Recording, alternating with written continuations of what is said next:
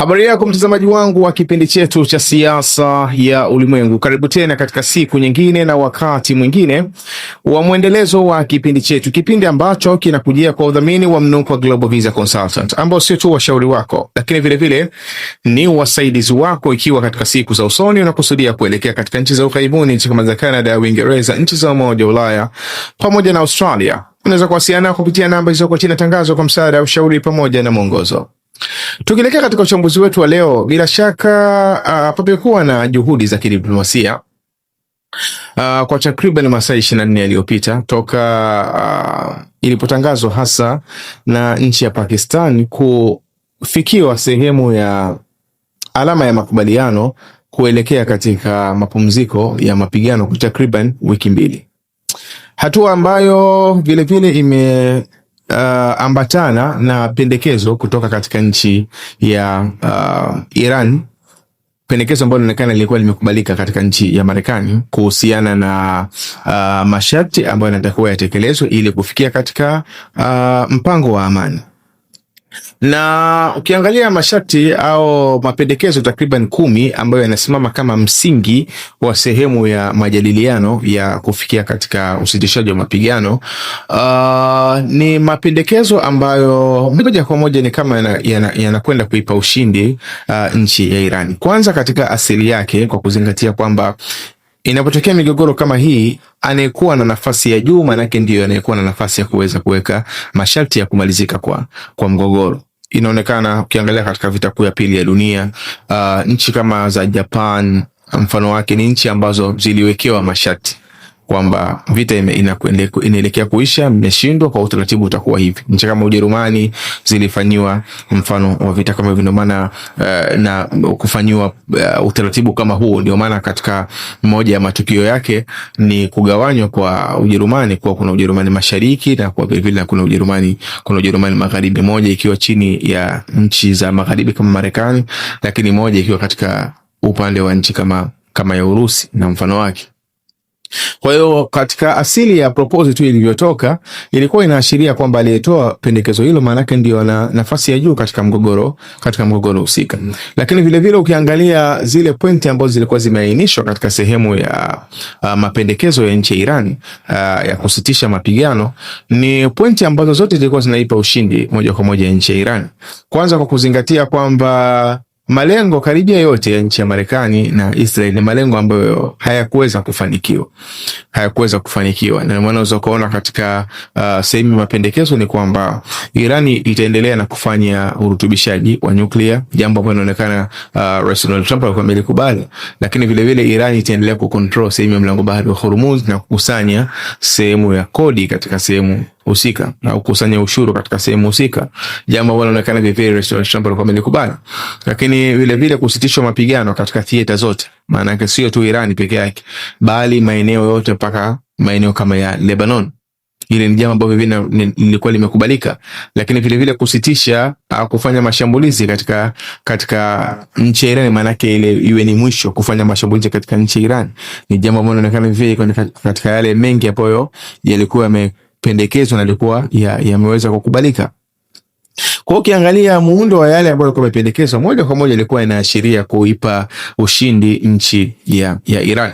Lakini sasa kuna mambo mengi ambayo yamekuja kujitokeza na ambayo yanaakisi kuingia kwa sintofahamu kubwa, pamoja na kwamba katika asili ya migogoro mingi katika hatua za mwanzo mambo yote huwa hayamaliziki kwenye siku za mwanzo za kustopisha migogoro, bali kuna migogoro mingi huwa inaendewa kwa hatua ya kwanza ni ile tu hali ya pande zote mbili kuonyesha kwamba wana utayari na kuingia katika discussion na diplomasia, hata kama yale mapigano yatakuwa yanaendelea. Na kisha hatua ya pili inawezekana ndio kaja katika hatua za kujadili namna ya kusitisha sehemu ya mapigano. Inawezekana kasitishwa katika baadhi ya maeneo au yakasitishwa kwa maeneo yote, pamoja na kwamba ile framework ya nchi ya Iran ilikuwa inaashiria kwamba mapigano yanatakiwa yastopishwe katika theater zote, kwa maana katika maeneo yote. Lakini pamoja na hali ya namna hiyo ambayo wakati mwingine hujitokeza katika upande wa usuluhishi wa migogoro, ila katika hali iliyoko sasa hivi ashiria aidha makubaliano haya yasitishwe moja kwa moja na mapigano yaweze kuendelea, au ichukue taswira ambayo bila shaka itaifanya au itafanya sehemu ya usuluhishi huu au hii ceasefire, kwa maana usitishaji wa mapigano, iwe ile tunaita fragile ceasefire, kwamba ni ceasefire ambayo inakuwa haieleweki. Ni kama vile unavyoona kule upande wa Gaza kule Palestine, kwamba tunasitisha mapigano na Israel lakini Israel kila siku inaendelea kushambulia, au tunasitisha mapigano na Hezbollah alafu Israel kila siku inaendelea kushambulia. Ndio muundo kama huu ambao unaweza ukajitokeza iwapo kuna umakini mkubwa hautozingatiwa katika mwenendo wa mgogoro huu. Lakini hili linachochewa na mambo mengi sana. Moja katika mambo ambayo yamekuwa kilichochea hili ni pressure za ndani za Marekani na Israel. Muundo wa pendekezo la nchi ya Irani unaashiria kushindwa kwa nchi ya Israel na kushindwa kwa nchi ya Marekani. Na kushindwa kwao ni kwa sababu wameshindwa kufikia katika malengo walioanza nayo katika vita. Kwanza ilikuwa ni kuondoa uwezo wa nyuklia wa nchi ya Iran. Hilo kwanza ilikuwa ni regime change, kufanya changes katika regime ile, uongozi kuondoa, jambo ambalo hawakufanikiwa. Ikaja kwenye issue ya nyuklia, pia halikufanikiwa. Ikaja kuondoa uwezo wa zile silaha au ballistic missiles na mfano wake, hilo halijafanikiwa. Ikawa mwisho sasa ni swala la kufungua mlango bahari wa Hormuz, hilo pia halijafanikiwa, kuzingatia kwamba hata siku ya leo Iran walifanya kufungua tu kama dakika 10 waliposikia Lebanon kumeshambuliwa, wakafunga tena mlango bahari wa Hormuz, na kila anataka kupita maana yake lazima arudi katika mawasiliano yake na nchi ya Iran. Sasa hili jambo maana yake limeleta aibu kubwa katika nchi ya Israel, lakini vivyo limeleta aibu kubwa katika nchi ya Marekani. Ukiachilia madhara yanayotokea katika pande zote mbili, katika upande wa nchi ya Iran kuna madhara kwa kushambuliwa katika baadhi ya sehemu muhimu kama za viwanda na mfano wake. Katika upande wa Israel vile kuna madhara, katika upande wa Marekani kuna madhara pia makubwa katika upande wa base zake kuharibiwa. Kwa kila upande umepata matatizo. Lakini issue kubwa ya mgogoro huu ni mgogoro ambao unaamuliwa zaidi katika upande wa strategic results, katika upande wa majibu au matokeo ya kimkakati, sio matokeo ya kimbinu kwamba tumeshambulia, tumemuua nani, tumeua watu 20 watu. Hiyo haitoi majibu ya mgogoro huu. Huu ni mgogoro ambao umeathiri dunia, na ili mgogoro uweze kuathiri dunia, maana yake level yake inakuwa ni katika level ya strategia, sio katika level ya tunasema ni tactical level, yani katika level ile ya kimbinu. No, inakuwa ni mgogoro ambao unaathiri strategia ya ulimwengu mzima. Kwa hivyo anayeweza kushinda katika mgogoro huu au anayeweza kuleta masharti ya kistrategia au anayeweza kuwa na umiliki wa zile sehemu za kistrategia ambazo zilikuwa zinaathiri mgogoro husika, huyo ndio anayekuwa mshindi katika jambo hili. Sasa ukiangalia muundo jinsi ulivyo, zile sehemu zote za kistrategia au sehemu kubwa za kistrategia, maana yake mwenye kuweza kuweka utaratibu ni nchi ya Iran. Nchi ya Iran sasa hivi ndio inayoathiri usalama wa eneo lote la Mashariki ya Kati, kwa sababu ni nchi ambayo imeweza kushambulia karibia katika nchi zote za eneo la Mashariki ya Kati. Na nchi za Mashariki ya Kati, kwa kuepuka vile vile mgogoro usio mkubwa, ukiachilia mbali kwamba hawakuwa na uwezo huo mkubwa kama uwezo wa Iran katika kufanya katika upande wa silaha na mfano wake, lakini vile kuzuia mgogoro usio mkubwa zaidi, maana yake walichokifanya wao ilikuwa ni kujaribu kujidefend na sio kuweza kushambulia nchi ya Iran. Na hata kama walishiriki katika hilo, maana yake walishiriki katika usiri mkubwa ili kuepuka mgogoro kuzidi kuwa mkubwa zaidi. Kwa ina maana katika swala la usalama la eneo la Mashariki ya Kati, Iran imekuwa na nafasi ya kuulizwa na kutakwa ikiwezekana maoni au mawazo kuhusiana na mwenendo wa muundo wa usalama wa eneo la Mashariki ya Kati. Lakini vile vile maisha tu, zile njia za kimaisha, kwa mfano chakula na mfano wake, ni mambo ambayo yako katika range ya nchi ya Iran, kuzingatia kwamba 90% ya chakula cha watu wa hizi nchi kama za Qatar, Bahrain, Kuwait, Saudi Arabia kwa kiwango kikubwa zinapita katika mlango bahari wa Hormuz ambao uko chini ya udhibiti wake.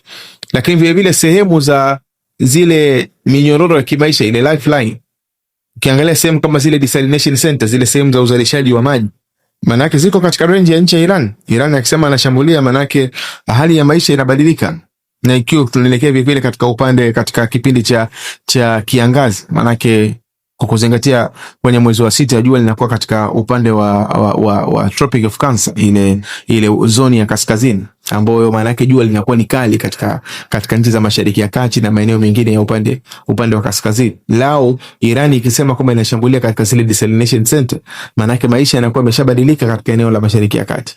Ukiachilia mbali kwamba ile udhibiti wake tu katika eneo la mlango bahari wa Hormuz, maana yake ni kwamba dunia nzima inaathirika kwa upande mmoja au mwingine, kuzingatia kwamba sehemu kubwa ya nishati kama ya gesi, mafuta, masuala ya mbolea inatoka katika sehemu ya mlango bahari, inatoka katika sehemu ya Gulf, ambapo lazima upite katika mlango bahari wa Hormuz. Kwa hiyo maana ukiangalia ile strategia ya vita, ukiangalia swala la nyuklia, mpaka sasa hivi bado wanamiliki sehemu ya nyuklia, uongozi umeshindwa kuangusha uongozi ulioko. Kwa hiyo maana ni strategia ile ya vita kwa kiwango kikubwa iko chini ya udhibiti wa nchi ya Marekani, nchi ya Iran. Sasa katika muundo wa namna hii tunawezaje, au Marekani inawezaje na Israel ili kuweza kuficha ile sura ya aibu ambayo imejitokeza baada ya mgogoro huu wa siku takriban 40 na kitu? Manake moja katika njia ya kwanza ni kuzuia mgogoro usiweze kuishi. Na hii ni moja katika plani ambayo tulikuwa tunataraji kwamba Israel unaweza kaifanya, kwa kuzingatia kwamba kuna tofauti ya fikra baina ya nchi ya Iran na nchi ya Israel katika upande wa kusini mwa Lebanon, kwa sababu nchi ya Israel yenyewe inataka au imekuwa ikizungumza kwamba Lebanon haiwezi kuwa ni sehemu ya discussion ya kustopishwa kwa mgogoro kusini mwa Lebanon. Na hii ni kwa kuzingatia kwamba sababu kama mbili. Sababu ya kwanza, Israeli wanahisi kwamba wanaweza kuwa na nguvu ya kutosha ya kuweza kudhibiti eneo la kusini mwa Lebanon ili kuleta tafsiri walau ya ushindi wa kistratejia. Hii ni pointi ya kwanza. Lakini pointi ya pili ni kwa sababu kwa uhai wa nafasi ya kisiasa ya Waziri Mkuu Netanyahu, ni kwamba Israel haitakiwi kustopisha mapigano katika theater yoyote. Walau ibaki theater moja, walau ibaki sehemu moja ambayo inapigana, kwa sababu ya kuzingatia kwamba katiba ya nchi ya Israel haiwezi kuruhusu uchaguzi ufanyike ikiwa nchi ipo katika vita. Kwa hiyo isipokuwa Lebanon itakuwa Gaza, isipokuwa Gaza itakuwa Syria, isipokuwa Syria itakuwa Iran, isipokuwa Iran itakuwa inakwenda katika mwenendo wa namna hiyo. Kwa hili ni jambo tulikuwa tunalitegemea kwamba sehemu ya Lebanon itakuwa ni sehemu ya tatizo.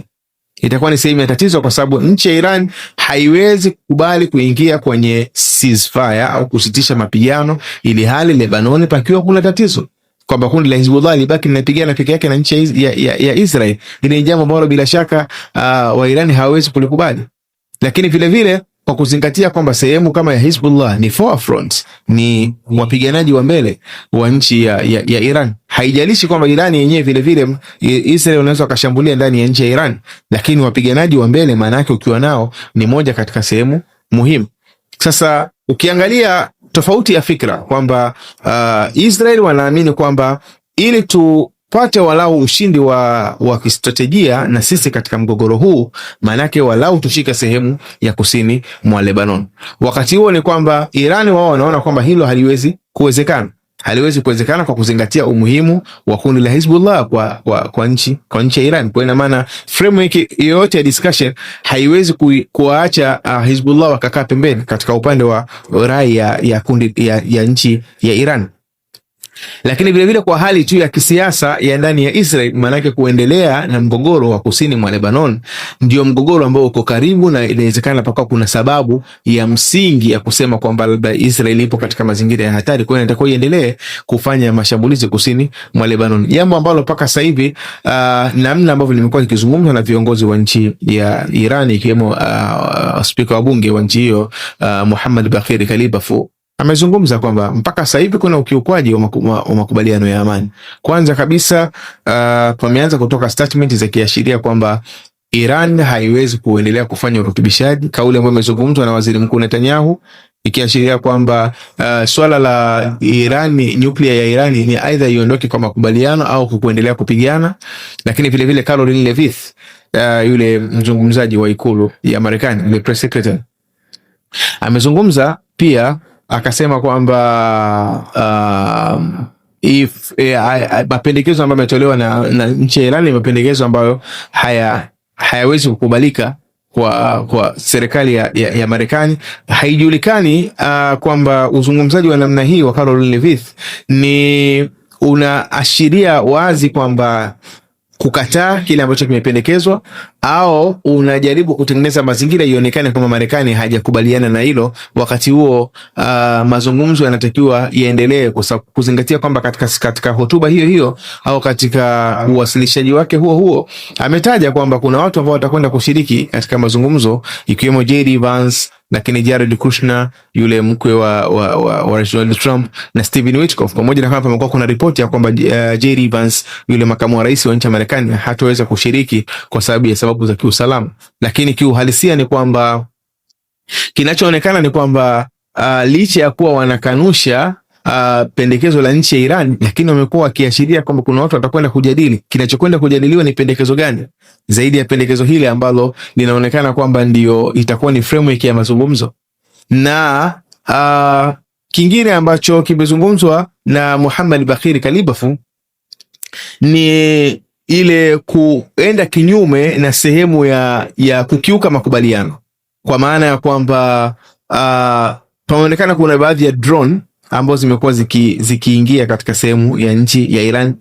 Wamezungumza hilo, lakini vivyo limezungumzwa swala la theater ile ya Lebanon, ya kusini mwa Lebanon, kwa maana ya kwamba sehemu ya Lebanon ni sehemu ambayo ilikuwa ni sehemu katika mazungumzo ya usitishaji wa mapigano, na hii inaweza ikaakisiwa na message ambayo ilitumwa na Shahbaz Sharif, waziri mkuu wa nchi ya Pakistan, akiashiria kwamba wakati anatoa taarifa ya kwamba pande zote mbili zimekubaliana kusitisha mapigano katika theater zote, ikijumuishwa na theater ya nchi ya Lebanon, ya kusini mwa Lebanon, jambo ambalo kwa mazingira ambayo tumeyazungumza hapo awali yanaashiria wazi kabisa kwamba nchi ya Israeli haiwezi kukubaliana na jambo hilo, na kutokukubaliana na jambo hilo maana yake kuna ashiria wazi kabisa kwamba ni kuhitaji mgogoro uweze kuendelea. Hilo ni jambo la kwanza, kwa sababu hii maana yake inatengeneza kwamba makubaliano ni kama vile makubaliano baina ya Marekani na Iran, lakini haihusishi nchi ya Israeli, kwa sababu ndio kitu ambacho vivyo Iran wamekuwa wakizungumza sasa hivi kwamba makubaliano yanaijumuisha Marekani na Iran, lakini haijumuishi Israel, kama vile Israel inavyozungumza kwamba makubaliano yanajumuisha Marekani na Iran pasi na kuijumuisha Lebanon. Kwa ina maana katika upande wa Iran wao wanazingatia kwamba makubaliano yatakuwa ni ya kwao na Marekani bila kujumlisha Israel, lakini kwa upande wa Israel inazingatia kama makubaliano ya usitishaji wa mapigano yatakuwa ni ya Marekani na Iran pamoja na yenyewe Israel bila kujumuisha nchi ya Lebanon. Kwa hiyo ni muundo ambao unaweza ukaona kabisa kwamba pamoja na juhudi ambazo zimekuwa zinafanyika za mazungumzo, lakini bado kuna hali ambazo hazijatulia, na kutokutulia kwake matokeo yake ni kwamba inaweza ikasababisha matukio kama mawili. Ya kwanza ni makubaliano yote kuvunjika na mapigano kuweza kuendelea, au muundo wa mapigano husika au muundo wa mgogoro husika ikawa ile tunasema ni fragile ceasefire, ikawa ni usitishaji wa mapigano lakini ulio katika muundo wa kuvunjika, kama vile unavyoona kwamba IDF Israel wamekubaliana na Hezbollah kusitisha mapigano, lakini bado unaona kwamba Israel wanashambulia kusini mwa Lebanon, au Israel wamestokisha mapigano na Hamas, lakini bado wanashambulia Gaza. Kwa hiyo tunasema ni fragile ceasefire. Inaweza kujitokeza katika mazingira namna hiyo, mazingira ambayo kwa upande mmoja au mwingine hatuamini sana kwamba Wairani wanaweza wakakubali kuendelea kubaki katika hali ya namna hiyo, kwa sababu mpaka sasa hivi kinachoonekana kilichoweza kuwapa nafuu ya mgogoro huu ambao walikuwa wanakabiliana na superpower wawili, wa kwanza ni superpower wa dunia ambaye ni Marekani, lakini wa pili ni military superpower wa eneo la Mashariki ya Kati ambao unazungumzia nchi ya Israel. Kuweza kukabiliana na hizi nchi mbili, maana yake njia pekee iliyowafanya Wairani wakaweza kufanikiwa katika hilo ni kwa kutumia sera ya jicho kwa jicho, kwamba ukishambulia sehemu fulani mimi nashambulia sehemu fulani. Sasa muundo wa namna hiyo maana yake ni kwamba Iran wakiamua kuuacha itakuwa ni sehemu ya kupoteza sehemu ya nguvu yao katika eneo la Mashariki ya Kati. Lakini kama wataendelea kusimamia kwamba hata katika mgogoro wa nchi ya Lebanon wakasimama katika muundo huo kwamba haiwezekani tukadiscuss chochote ikiwa Lebanon bado kuna mapigano yanaendelea, maana yake ikiwa katika muundo wa namna hiyo inawezekana ikawa ina nafuu kubwa katika upande wa nchi ya Iran vile vile. Kwa hiyo kiuhalisia ni jambo ambalo limekuwa likiendelea kubadilika muda baada ya muda, lakini tunataraji kwamba huenda katika muda ujao tukaweza kupata taswira iliyokuwa bora zaidi ya hii ambayo tumekuletea. Jina langu naitwa Maulid Ali Mnukwa, ni kuombe uendelee kufuatilia vipindi vyetu na ni kuombe usahau kusubscribe, kulike, kushare pamoja na kucomment. Uwe na muda mwema.